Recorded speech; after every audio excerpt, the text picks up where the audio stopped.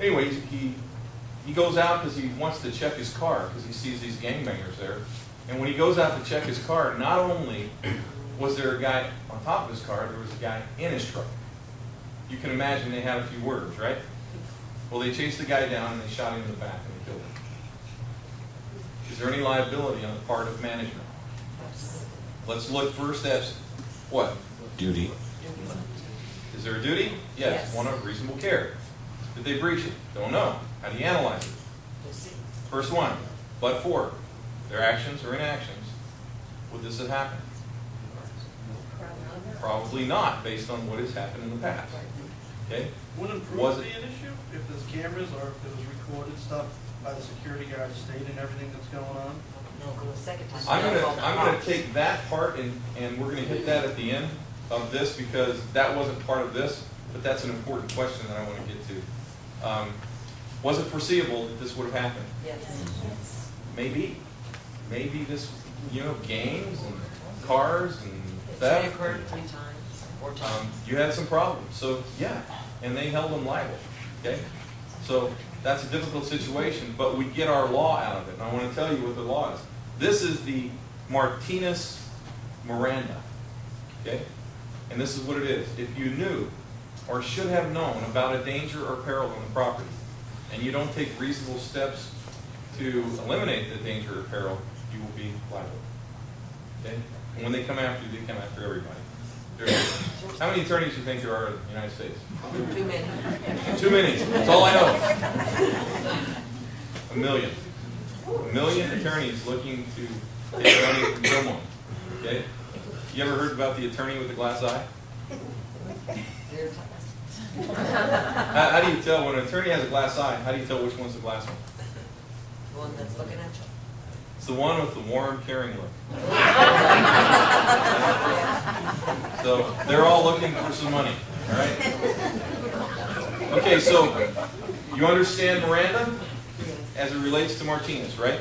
Martinez is the Miranda of premises liability. Now, it's been taken a step further. It is the national case across the entire United States. Just like Miranda is cited, Martinez is cited for property liability, premises liability. It's been taken one step higher. Where do you think that case is from? Here. Arizona. Yeah, we get a lot of these national cases. This is the Tucson Mall and Walden Books case. Okay, here are the basic facts. Walden Books is going to do an inventory. Of course, at malls, that's what they do. Anybody ever worked at a mall? We have to do inventories. They do it a couple times a year.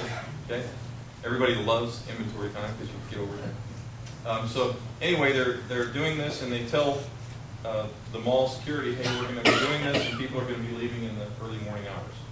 Okay, so they have it, and a young girl leaves at about 12:30 in the morning, goes out to her truck.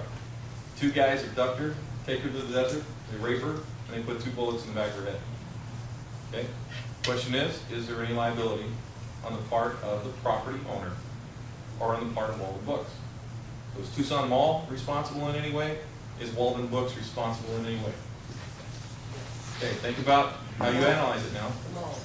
But for foreseeable. They knew it was going to happen. Okay, what is Walden Books' responsibility? To their employee. But we're talking as opposed to employees, we're talking about premises liability. What are they responsible for? What is Walden Books responsible for? What's inside the store? They don't own the parking lot. They only have rights to the inside of that store. That's what they're responsible for. What's the mall responsible for? The whole thing, all the common area. Now, look at your property and think about your common area. Think about the whole common area. Who's responsible for that common area? You are. Management and owner.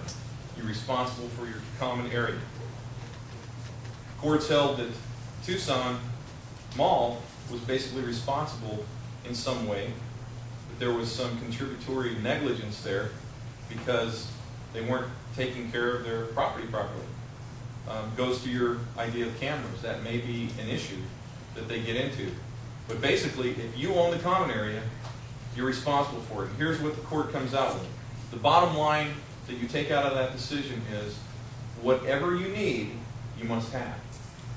That kind of takes it right home, doesn't it? If you need it, you must have it. For instance, anybody ever had a car stolen from a property?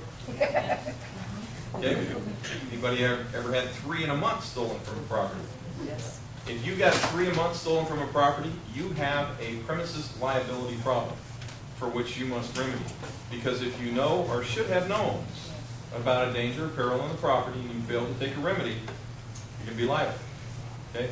I once had a client here in Mesa. Rick DeBrule came out and did a show on it, and he went in with an undercover camera, and he asked the assistant manager, "Have you ever had a car stolen?" And it was like,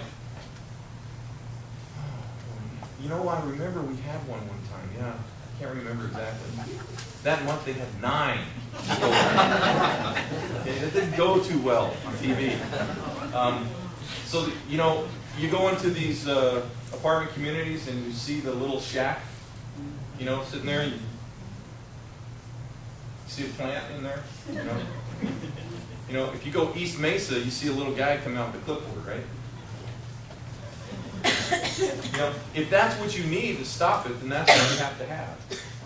Access gate, is that going to stop it? Access gate's the greatest thing in the world for crooks. Because when you're in there, people think you're supposed to be in there. Okay? That doesn't necessarily get rid of crime. It's the crime-free principles that you implement that helps you to get rid of the crime. That's how you do it. So if you've got an issue, you just have to think about your property, and you have to input something that's going to stop that. Any questions about that? They're also going to come out and they're going to look at the area, and they're going to see what kind of crime is in the area.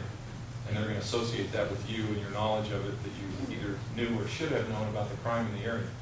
The question was brought up about cameras. Should you use cameras? Will that help? Let's say you put up some cameras. Send a notice all around, you put up the cameras. Most people, when they put up the cameras, guess what they put up?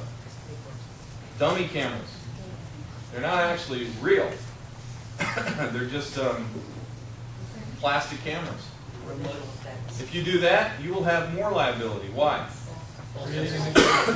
You're creating a false sense of security. There's no security there. So the idea is if you put up cameras, they better be working. And it better not so much be like Circle K, where they're going, but there's nobody watching it. The law is pretty clear that if you have cameras, you better have somebody manning the cameras. Because if you don't, what good are the cameras? What about if it's on a recording system? Well, that's good for catching the perpetrator maybe later, but the idea of security is it's happening now. Stop it.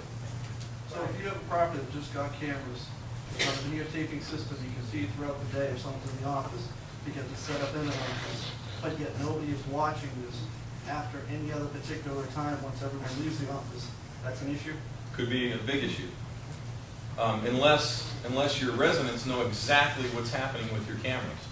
And that could even be bad because then you're telling people when you're watching. And so the idea is that if you're going to have it, you better man it. So that takes a lot of money to set up a system like that. And typically, communities don't need that. What they need are the crime-free programs implemented so that the bad guys don't even want to come around there. Because now you don't have bad guys coming in to visit the other bad guys. That's when your crime happens. When you've got all those visitors coming in causing problems. You just have the right people in there. There's a If question. you implement those things and the crime is still happening, are you still liable? Are you still supposed to go above and beyond to continue to get remedies for it? Well, let me hammer that 2 ways. One is, if you implement the crime-free principles, the crime does not continue to happen. That's the first thing. If you implement, the crime will not continue to happen the way it's happened in the past. But it takes pretty heavy implementation sometimes. I'll tell you about a case that happened in Tempe. You have a student that goes to ASU that's living there, and she has 2 friends that are going to come over to visit. Well, they're driving around. They can't find a parking space in any place that's got good lighting.